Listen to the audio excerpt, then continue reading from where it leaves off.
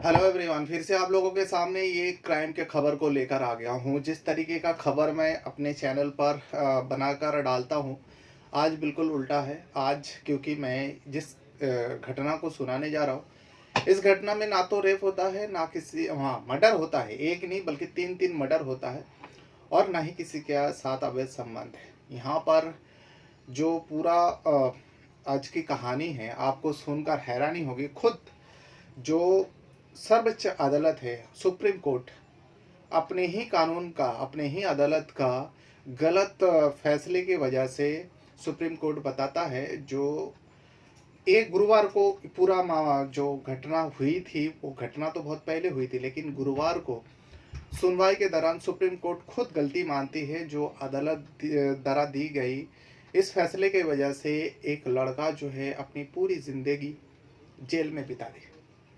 अब एक लड़का पूरी ज़िंदगी बिता दी, आखिर उस लड़का ने क्या किया था, और अदालत ने ऐसा कैसा गलत फैसला दे दिया जिसके चलते उस लड़का ने पूरी ज़िंदगी जेल में बिताना पड़ा। तो आज इसी कहानी को मैं बताऊंगा। घटना जो है गुरुवार को सामने आती है आर्टिकल के ज़रिए। तो कुछ लोगों को पता होगा, शायद ही किसी ने इसके ऊपर वीडियो बनाया होगा। तो इसीलिए जब गुरुवार को यानी कल ये आर्टिकल छापती है, मैं मेरी नज़र रहती है, तो इसीलिए मैं उस आर्टिकल को पढ़ा। पढ़ने के बाद सोचा कि क्यों ना, भले ही टॉपिक अलग है, लेकिन इसके ऊपर वीडियो बना जाए। और इस पर क्राइम तो हुआ था, एक नहीं तीन तीन कत्ल हुआ था, और उसी कत्ल के चलते, उसी मर्डर के चलते, कत्ल करने के वजह से एक, अब उस टाइम तो 14 साल बताया गया था, लेकिन 14 साल होने के बावजूद भी उस लड़के को इतना सालों तक जेल में रखा, जेल में रहना पड़ा, और आखिरकार 25 साल बाद उस लड़के को रिहा कर देता, जबकि उसे मौत की सज़ा सुनाई गया था। उसने सब कुछ, जो बदमाश है, जो मर्डर किया था, उसके परिवार ने सब, निचली अदालत से लेकर हाई कोर्ट, उसके बाद सुप्रीम कोर्ट, फिर जो राष्ट्रपति का दया याचिका होता है वहाँ से भी खारिज होने के बाद आखिर ऐसा क्या पॉइंट मिल गया सुप्रीम कोर्ट को जिसके चलते उस लड़का को रिहा करने पर मजबूर हो जाता है। और सुप्रीम कोर्ट खुद मानता है, जो हाई कोर्ट द्वारा ये फैसला जो है, हाई कोर्ट द्वारा एक गलत फैसले की वजह से इस लड़का को इतना दिनों तक जेल में रहना पड़ा। तो कहानी, पूरी कहानी मैं बताऊं, शुरुआत करूं उससे पहले मैं बता दूं, अगर आप मेरे चैनल पर पहली बार आए हो तो चैनल को सब्सक्राइब ज़रूर कीजिएगा। और जिस भी वीडियो को आप मेरे चैनल पर देखते हो, उस वीडियो को छोड़ने से पहले एक लाइक ज़रूर कर दिया करें। और आप कहाँ से वीडियो देखते हो उसके बारे में भी आप अगर लिखेंगे तो हमें अच्छा लगेगा। तो कहानी की शुरुआत जो है देहरादून से होती है। देहरादून में 1994 में तीन कत्ल होता है। तीन, एक ही परिवार के तीन लोगों का मर्डर हो जाता है। और मर्डर करने वाला उसी घर में काम करने वाला, यानी एक नौकर, जिसका नाम ओम प्रकाश होता है, लेकिन पेट नेम, जो खोटा नाम होता है, जिस नाम से वो जाना जाता है, उसका नाम होता है राजू। राजू के ऊपर इल्ज़ाम लगता है। राजू उस वक्त जो है 14 साल का था। अब 14 साल की उम्र में वो तीन कत्ल करता है। और इसका दोस्त, जब पुलिस आती है, तफ्तीश होती है, उस वक्त की बात है, 1994 की बात कर रहा हूँ मैं। तो 1994 से लेकर ये 2025 की शुरुआत हो चुका है, लेकिन मैंने कहा जो 25 साल जेल में रहा, अगर 1994 से जोड़ा भी जाएगा 2024 तक ही उसका 30 साल हो जाता है, लेकिन मैं आगे बताऊंगा।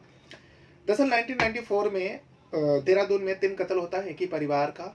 और उसमें मरने वाला जो है एक रिटायर कर्नल था, उनका बेटा था, और उनके एक बहन थी। तीनों का कत्ल कर देता है। और तीनों का कत्ल करने वाला उसी घर में काम करने वाला एक 14 साल का लड़का होता है। नाम है ओम प्रकाश उर्फ राजू।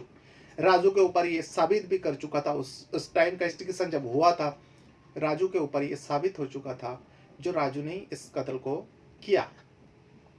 इस वजह से राजू को निचली अदालत, जो वहाँ जो लोअर कोर्ट होता है अपना देहरादून का, वहाँ पे पेश किया जाता है, और तीन कत्ल के जुर्म में उसे फांसी की सज़ा सुना देती है। जब फांसी की सज़ा सुनाता है तो यहाँ पे जो ओम प्रकाश के परिवार है, ओम प्रकाश के परिवार को के सारे लोगों ने सलाह दिया, वो तो 14 साल का है, उसको तो मौत की सज़ा नहीं मिल सकती और ना ही जेल की सज़ा मिल सकती। जुवेनाइल एक्ट के तहत अगर कोई किशोर यानी नाबालिग कोई जुर्म करता है तो ज़्यादा से ज़्यादा जुवेनाइल एक्ट जो लगते हैं उसके तहत 3 साल, वो भी बाल सुधर गृह, जेल में भी नहीं, बाल सुधर गृह में रखा जाता है, उसके बाद उसे रिहा किया जाता है। ये सारी बात बताया था। इसीलिए ओम प्रकाश उर्फ राजू के परिवार जो है, हाई कोर्ट का, जो उत्तराखंड का हाई कोर्ट है, उसका दरवाज़ा खटखटा था। अब उत्तराखंड का हाई कोर्ट में जब ये मामला गया तो उसने, उत्तराखंड का हाई कोर्ट जो है, निचली अदालत का सारे रिपोर्ट मंगवाया। सारे रिपोर्ट मंगवाने के बाद उसे बालिग भी करार दिया और उसे सजाए मौत जो था उसे बरकरार रखा। अब आपको लग रहा है जब मैं 14 साल बता रहा हूँ तो बालिग होने में कम से कम 18 साल होना चाहिए, तो 4 साल पहले कैसे उसे बालिग साबित कर दिया था? उसका भी एक सबूत था अदालत के पास। सबूत इस वजह से था क्योंकि उस लड़के का बैंक अकाउंट था। अब उसी बैंक अकाउंट के आधार पर उसे बालिग करा दिया गया और उसे मौत की सज़ा पर मुहर लगा दिया उत्तराखंड का हाई कोर्ट में भी। अब जब उत्तराखंड का हाई कोर्ट ने मौत का मुहर लगा दिया, तब परिवार के पास एक और रास्ता बचता है। वो है हाई कोर्ट के बाद ही आता है सुप्रीम कोर्ट। सुप्रीम कोर्ट में लोग इस अपील कर देते हैं और अपील के बाद सुप्रीम कोर्ट का भी फैसला आता है। सुप्रीम कोर्ट भी इस फैसले को मोहर लगा देता है। अब तीनों जगह से उस लड़का, 14 साल का लड़का को सजाए मौत दी देती है। उसके बाद अब वो जेल में बंद था उस वक्त, 1994 से लेकर 2000 तक उसकी सुनवाई होते होते 2000 आ जाती है। 2000 साल में उसे जो हमारे राष्ट्रपति है उनके पास भेजा जाता है, जो दया याचिका भी खारिज हो जाता है। यानी इस लड़का के पास कोई रास्ता नहीं बचा था। हाँ, दया याचिका से पहले जो है सुप्रीम कोर्ट ने ये जो लड़का को मौत की सज़ा सुनाया था उस फैसले को बदल दिया था। दरअसल सुप्रीम कोर्ट ने जो फांसी की सज़ा है राजू का, इसे उम्र कैद में बदल दिया था। अब उम्र कैद में जब बदल दिया था तो राष्ट्रपति को दया याचिका भेजा जिस पर रहम करे। राष्ट्रपति पूरा उस दया याचिका को देखने के बाद, क्योंकि राष्ट्रपति और सुप्रीम कोर्ट, हाई कोर्ट करते करते 6 साल वहीं बीत गया था। भले कि वो जेल में था लेकिन उसका ट्रायल चलता रहा। चलते चलते 6 साल बीत जाता है। 1994 से लेकर 2000 साल आ जाता है। लेकिन 2000 साल में जब दया याचिका खारिज होता है तो सुप्रीम कोर्ट का जो फैसला है, जो इसे उम्र कैद में बदल दिया गया था, इसीलिए उसे जेल जाना पड़ा। लेकिन गुरुवार को फिर से उसी लड़का का, राजू उर्फ ओम प्रकाश उर्फ राजू का फिर से एक बार इस केस के ऊपर नज़र डाला। और इस बार सुप्रीम कोर्ट में जब इस केस के ऊपर नज़र डाला, वहाँ पे जो न्यायाधीश है, न्यायाधीश का नाम है MM सुधरेश और अरविंद कुमार। इन दोनों का बेंच ने जब इस राजू ओम प्रकाश का केस को स्टडी किया, देखने के बाद तो हैरान हो गया। जो ऐसा कैसा फैसला दे सकता था, जो लोअर कोर्ट है, चलो ठीक है, लोअर कोर्ट से अगर गलती होता है तो उसे हाई कोर्ट संभाल लेता है, लेकिन हाई कोर्ट के बाद सुप्रीम कोर्ट में आता है, सुप्रीम कोर्ट के बाद दया याचिका आता है। लेकिन इस लड़का के साथ जो भी हुआ गलत हुआ। MM सुधरेश और अरविंद कुमार जो न्यायाधीश सुप्रीम कोर्ट का है, उन दोनों ने इस फैसले को पूरा का पूरा पलट देता है और कल गुरुवार को 11 जनवरी 2025 को और ओम प्रकाश और राजू को रिहा कर देता है। तब तक वो 25 साल तक, यानी 2000 से लेकर, जब उसे जेल भेजा गया 2000 से लेकर 2024 यानी 25 तक उसे जेल में रहना पड़ा। यानी 25 साल जेल में रहने के बाद उसे रिहा कर देता। और MM सुदर्शन और अरविंद कुमार खुद कहता है, जो निचली अदालत और हाई कोर्ट जो है बहुत बड़ा गलतियाँ किया, उनकी गलती की वजह से इस लड़का को 25 साल तक जेल में रहना पड़ा और उस लड़के का पूरा जिंदगी बर्बाद हो गया। अब जब MM सुदर्शन और अरविंद कुमार ने इस फैसले को सुना है, सारे लोग हैरान हो गए, जो कानून में ही इतना गलतियाँ कैसे हो सकती है। जब दोबारा उस केस को सुनवाई हुआ, दोबारा केस को देखा गया, 25 साल बाद देखा जा रहा था, तब तक वो 25 साल जेल में ही था। तब जो है ये राजू के बारे में और डिटेल खंगाला। उस टाइम भी खंगाला गया था, लेकिन एक छोटी-छोटी बारीक-बारीक चीज़ों पर ध्यान नहीं दिया गया था। क्योंकि आरटीआई के तहत जो उसे बालिग करार दिया गया था बैंक अकाउंट होने की वजह से, जहाँ पर उस टाइम उसे बालिग करार दिया और उसको जेल हो गया था। लेकिन बाद में जब पता किया तो पता चला कि आरटीआई के तहत, आरटीआई का जो जानकारी के हिसाब से नाबालिग का भी बैंक अकाउंट बन सकता है। इस वजह से नाबालिग का बैंक अकाउंट बना हुआ था, आरटीआई के तहत पता किया, और उसी बैंक अकाउंट के आधार पर उस लड़के को बालिग करार देके lower court, high court, supreme court, दया याचिका सारे उस लड़का को खिलाफ चला गया था और लड़का को जेल हो गए थे। भले कि फांसी की सजा को उम्र कैद में बदल दिया गया था, लेकिन 25 साल तक वो जेल में रहा। अब उस ओम प्रकाश के बारे में और बता दूं। ओम प्रकाश जो है पश्चिम बंगाल का जलपाईगुड़ी का रहने वाला था। उसी जलपाईगुड़ी में रहकर वो पढ़ाई करता था। जब दोबारा सुनवाई हुआ तब जलपाईगुड़ी का स्कूल से उसका पूरा डिटेल निकाला गया, तो पता चलता है जिस टाइम उसने क्राइम किया था 1994 में, तब वो महज 14 साल का था। यानी 1980 में इसका जन्म हुआ था और 1994 में देहरादून में इसने 3 कत्ल किया, और उसी घर में वो नौकर का काम करता था। और कत्ल करने में एक खुद अकेला था। ये अपने ही हाथों से रिटायर कर्नल, उसके बेटा और उनके बहन का मौत के घाट उतारा था। इस अकेले 14 साल का लड़के ने इस क्राइम को किया था। उसके बाद पुलिस आती है, उसको पकड़ लिया जाता है, उसके खिलाफ सबूत जुटाया जाता है, लेकिन वो नाबालिग था। लेकिन नाबालिग को बालिग इस वजह से करार दिया गया था क्योंकि उसका एक बैंक अकाउंट था। अब उसी बैंक अकाउंट को आधार रखते हुए lower court, supreme court, high court, supreme court सारे लोग उसे सज़ा दी देती थी। लेकिन फिर जब इस केस के ऊपर दोबारा नज़र रखा गया तो जज साहब के तो पैर तले ज़मीन खिसक गया। जो एक 14 साल के लड़का को कैसे इतना सालों तक जेल में रख सकता है, और जेल में रखने का वजह भी एक छोटी सी गलती थी। उस गलती की वजह से उस लड़का को 25 साल तक जेल में रहना पड़ा। लेकिन ओम प्रकाश उर्फ राजू अभी फ़िलहाल उसे जो कल रिहा कर दिया गया। अब रिहा करने के बाद उसकी उम्र जो है अभी देखा जाए तो 40 साल क्रॉस कर चुका है।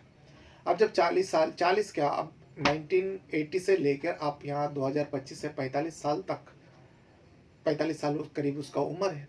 अब उस उम्र में वो क्या करेगा? उसकी जो ज़िंदगी कानून द्वारा ख़राब किया गया, इसका तो भरपाई किसी भी कीमत पर नहीं की जा सकती है। लेकिन हाँ, उसने जो क्राइम किया इसे भी इग्नोर नहीं कर सकते।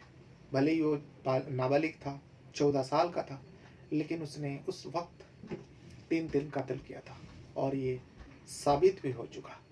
अदालत द्वारा यही एक गलती हुई जो एक 14 साल का लड़का को बालिग करार दिया और उसे मौत की सज़ा सुनाई। फिर बाद में उम्र कैद में तब्दील हो गया। लेकिन उसने भी जो किया था कोई छोटा मोटा गलती नहीं की थी। एक नहीं, दो नहीं, 3 कत्ल, और जिस परिवार में वो नौकर था उसी परिवार को उजाड़ दिया था। तो ये पूरा घटना जो है कल सामने आया, कल आर्टिकल छापा, और ये आर्टिकल जो है आज तक में एक प्रिंट आर्टिकल में छापी है।